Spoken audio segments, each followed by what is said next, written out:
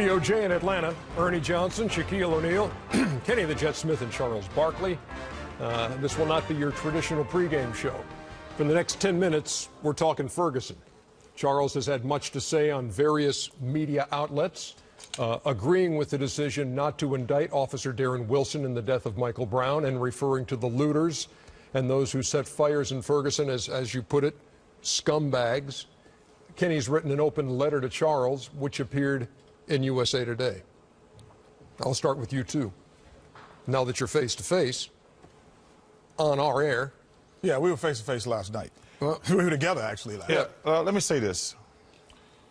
Maybe I shouldn't have used the term scumbags, but it's irrelevant. Still, there's no justification for what they did.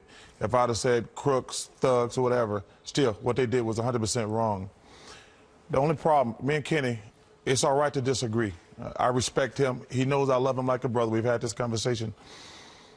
You know, the decision in Ferguson, I just went by the evidence. I didn't say anything. I didn't go by the initial media reports.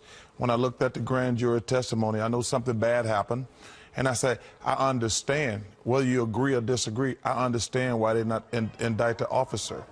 But there's no excuse for those people burning down their houses and cars and setting the police on cars on fire. Listen, I think it does a disservice. We got a lot of race baiters out there. And my goal in life is to, being from Alabama, to always be able to have an open and fair dialogue on race. My grandmother, the greatest person ever, always told me, you judge every person on their own individual merits. All black people ain't great. All white people ain't evil. The only problem I had with Kenny's open letter was, I don't think anytime something black happens in the black community, we got to talk about slavery. Listen, slavery is, well, I shouldn't say one of the worst things ever, because I don't know anything about it other than what I read or what my grandmother told me.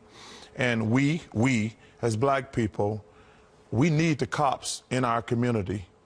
They're not there just to, quote unquote, kill black men, or they're there to protect us.